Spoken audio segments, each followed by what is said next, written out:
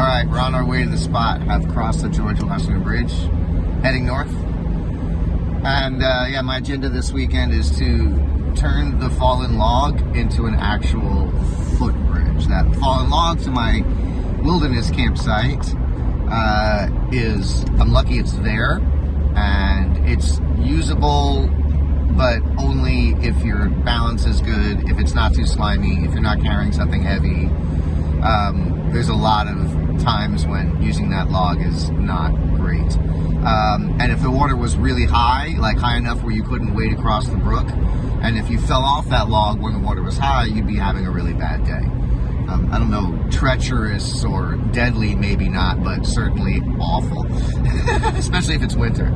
So, yeah, I have a plan to, basically put planks across the top of it, and after I make a mechanism for stabilizing the planks and getting them as wide as I can. So that's what I'm going to try and do. I probably won't finish, but I'm going to get started and get all my materials up there for sure. So this is Log. Say hello to Log. Log, say hello to the viewers. He said hello, you just can't hear it. He speaks in dead log. Okay, so I've assigned a gender to the log, of course, and it's a he, I guess. Me being me. All right, so we're turning this log into a bridge.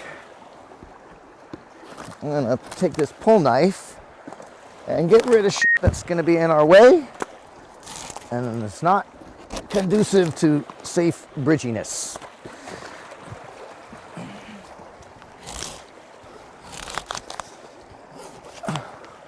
Pull knives are amazing. Go way back in history, of course. Every traditional person had some kind of pull knife, and then once metal was discovered by any civilization, all kinds of knifey things happen that are great. Pull knives are one of them. You got to keep it really sharp, which makes it really dangerous if you're not careful. But it does work. Otherwise, it would take a long time. This tree needs to become a bridge because it already is one. It's just not a safe one, and it's free. It's here. It's got pros and cons. But the biggest pro is just that it's here. It weighs whatever trees weigh, however many hundreds of thousand pounds. I don't know, probably a ton, probably a couple thousand pounds. So it's not planning on going anywhere. It's still partially attached to its base. And while you can see that the water does run over it when the water is high, it'll probably completely cover 90% of it when the water's high during the spring melt-off or during storms, hurricanes, who knows what. So one can assume that it hasn't gone anywhere yet, and it'll be quite a number of years before it gets rotted enough or whatever to go somewhere. My name is Hank Coyote, and my channel's called It's Never Too Late to DIY. It's not all about camping. I also live in New York City with my wife and son, and there's a lot of DIY stuff that goes on there. But the message is always the same, and I think I learned a lot about this DIY from camping my whole life, just loving the woods, and you got to do a lot of things yourself. And for free, really. I suppose I could pay someone to turn this into a bridge for me. But the material's here, and I have the wherewithal, and I got a dream. So let's see if we can make it happen. So do it yourself. Save money. Have a sense of accomplishment. Continually gain new skills. I love YouTube. YouTube has been one of the most amazing things in my life. Like all things, people manage to f*** it up with advertisements and their own, whatever, personal needs. But a lot of channels, people living off their channels and sharing what they know. Man, I support you. I thank you. I like you. I share you. And so if anyone ever learns anything from me, which is probably doubtful, but if you do on YouTube, I would be happy to join the ranks of people that have helped other people learn. What I want to do is just make it just flat enough at the very top, because there's going to be planks on it. There's going to be boards going across to make it wider. And I just want to improve the mounting surface. There will be 3 points of mounting. There's going to be, the plan is, snap. I wish I could just snap it. But all right, plan is 2x4, rough cut 2x4 blocks after I chisel out little spots for them just to make them a little bit more level. And then rails of 2x4s. And then everything, if I get it right, the 2x4s will be at the same height as the log at any point where I am. It's kind of an organic structure. And the screws will go into the log and into the 2x4 rails. And that should create strength and stability. And hopefully with the timber screws, hopefully they're long enough. I could have got longer, I probably should have. But hopefully with the timber screws and the 3 points on every board, when water is pouring over this with the force that literally moves mountains, it won't rip off the boards. But I'd say that's a 50-50.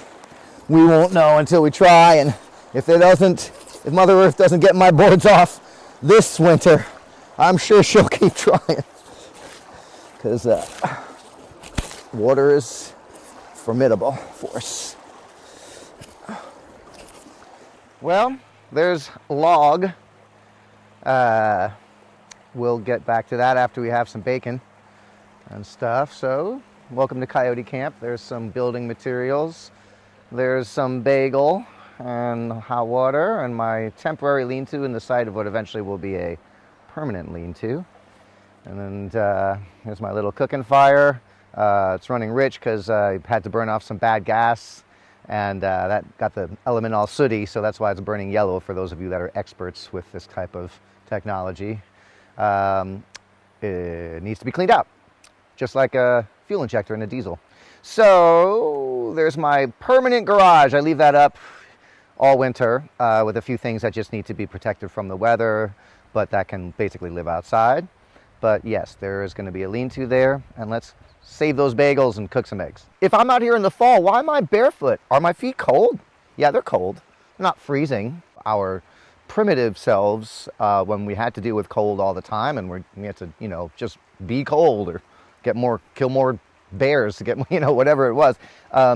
We were much more used to cold, much more used to cold water, swimming, bathing in cold water, and it really is amazing for your immune system and your mitochondria and your cells. So it's good. And the more that you experience it, the less cold that you feel in cold situations. And that means, your warm insulated stuff goes a lot further once you really start using it. That's the end of my biology lesson. Let me eat some food. All right, so these go in here all the way down and on this side. I need to make a relatively flat area for it to screw into so it's more stable. And it basically has to be about this size. So let's see what we got. This is a little limmer my cousin Jenny gave me. Thank you, Jenny.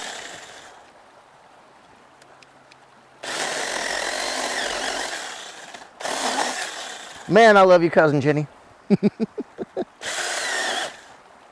All right.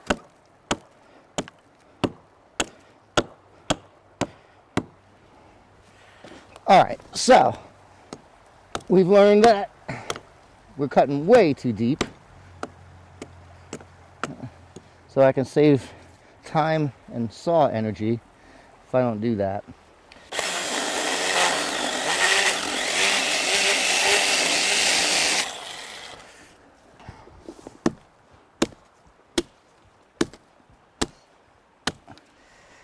Okay.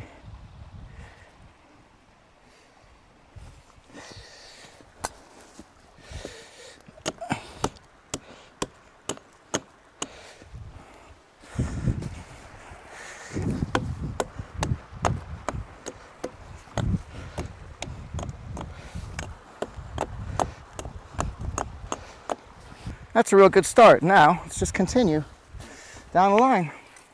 See how it goes.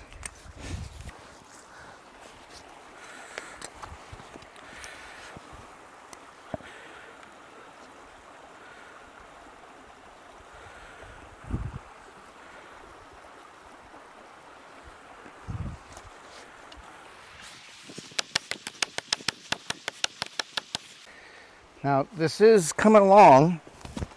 It ain't no fast thing, and I knew it wasn't going to be. I went through a lot of scenarios in my mind about, well, I could do this and that and not worry about it being flat and just use the screws, but nothing beats safety, keeping things at angles that are tighter, flush.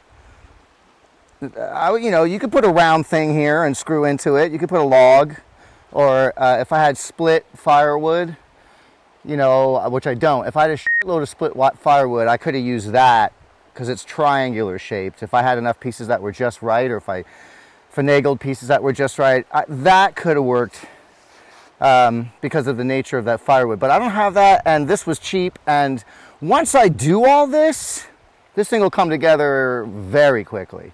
Really quickly. Because this is monotonous, I think what I'm going to do is I'm going to get to a certain point and stop, and then actually just make the bridge. Instead of, cutting these out all day, I want to see what it looks like and get a little inspired, because this is kind of boring and monotonous, so I need to have fun too. So let's do a few more and then build something. So that, I feel like I'm living the dream instead of just thinking about it.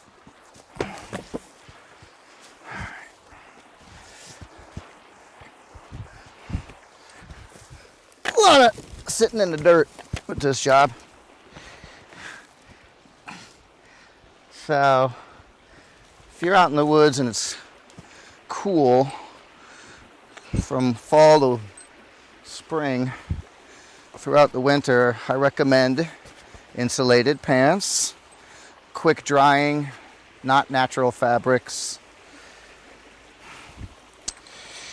And these pants were soaked earlier and they're already dry, so I like them a lot.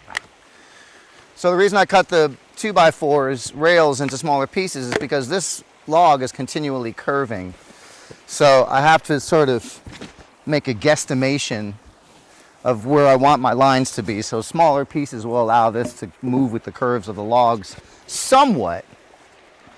Not like perfectly, but somewhat.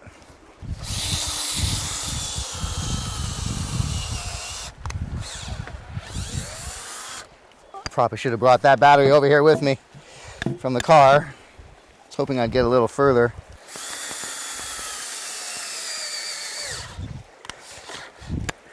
Come on, baby. All right, let's change batteries.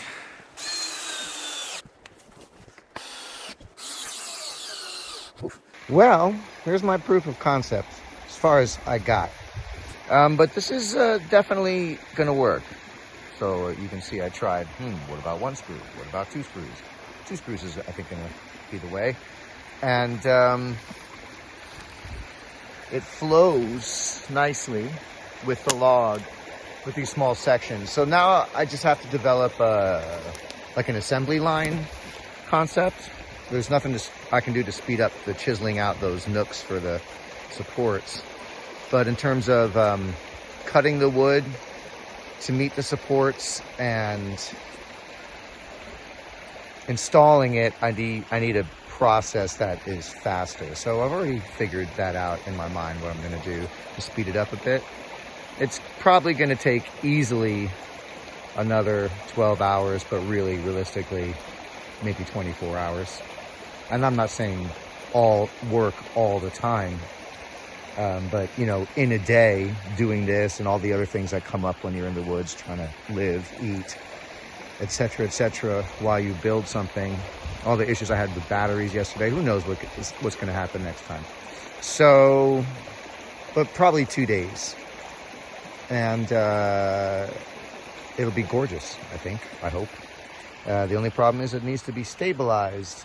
Now that there's extra torque on the edges because of these planks, when I stand on it, I can rock the tree. You know, I can make it swivel left and right, or up and down, whatever you want to call it.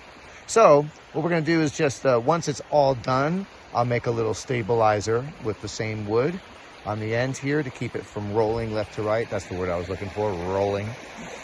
And I think it's going to be great. That's going to be it for me for this trip. I got to get back to my life in the city. I was thinking about staying an extra day and working on this, but I got to get back to my life. This is a project.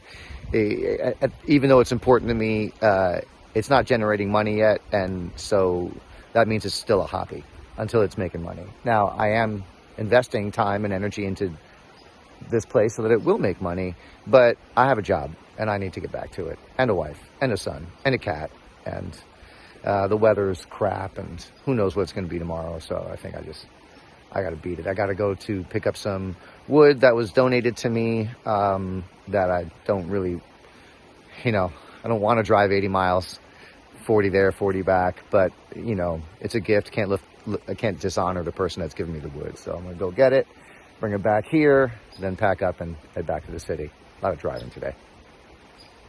Catch you next time.